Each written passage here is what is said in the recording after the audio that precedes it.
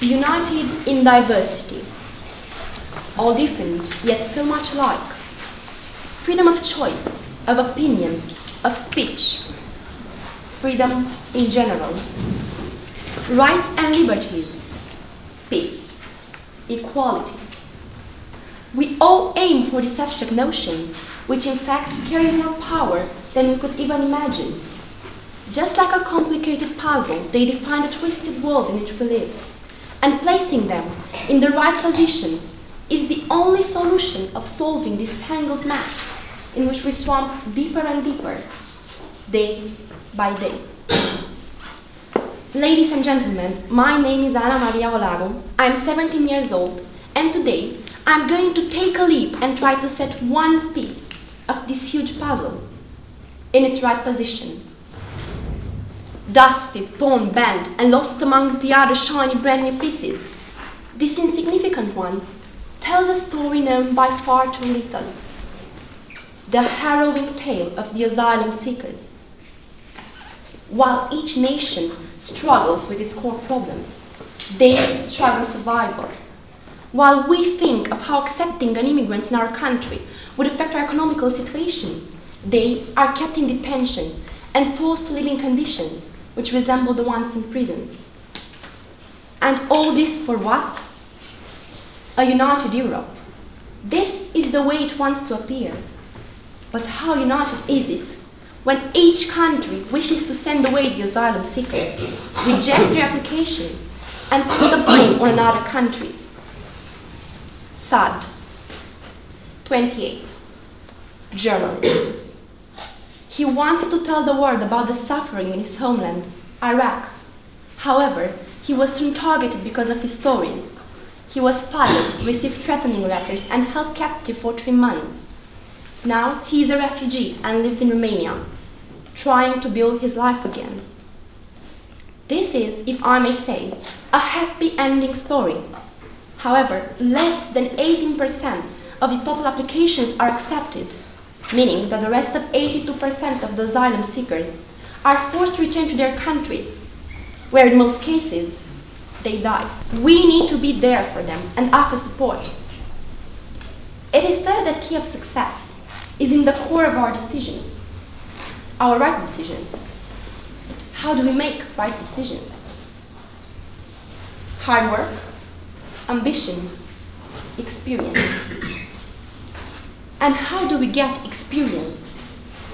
By making wrong decisions. I believe that we are at that point where our wrong decisions outnumber the right ones, and unfortunately, at this turning point, society cannot evolve. In the Dublin Resolution, it is mentioned that an asylum seeker can only ask for protection in the first state where he entered, meaning that countries like Italy or Greece receive more applications and therefore cannot accept the majority of them. But where are the rest of the United Countries? What do they do to put an end to this situation? In his first speech as a president, Barack Obama said, "Change will not come if we wait for some other person or some other time. We are the ones we have been waiting for. We are the change that we seek." I believe that the first step is to find a line between the needs of each country and reach a common system which provides safety to the asylum seekers. They should not be limited to apply to only one country, yet they should have the right to choose. A second matter regards the lack of humanity while dealing with their problems. And by saying this, I'm referring to detention. Detention often violates human rights, including the right to liberty. Seeking asylum is not a crime and should not be punished.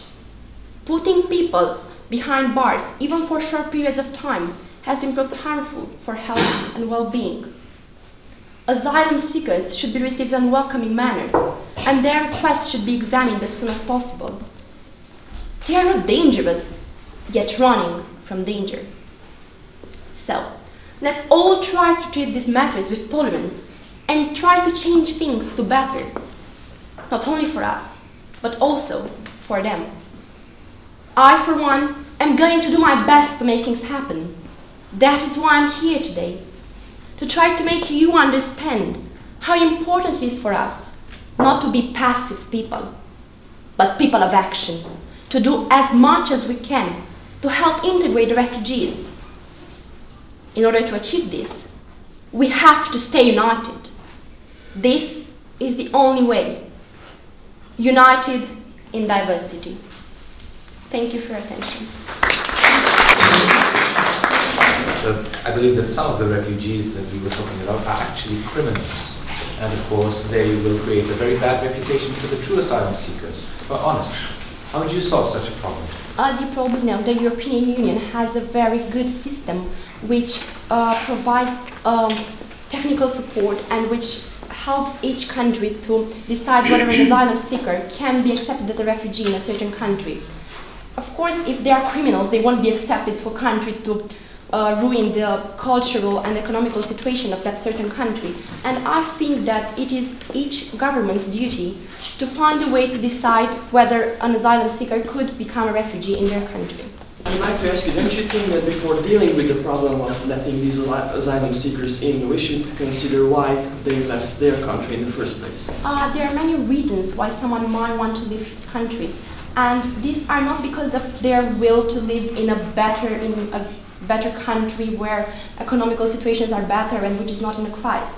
But many people try to seek asylum because of wars, because of political matters, and because of climate.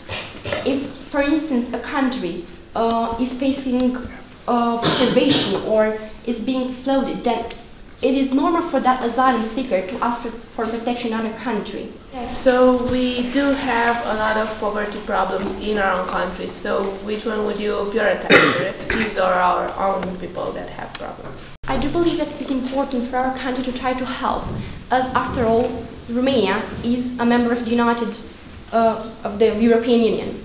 And being a member, Romania has signed a treaty, the Dublin Resolution in 2004, and according to this resolution, Romania is in a way obliged to receive asylum seekers if other countries cannot at a certain moment.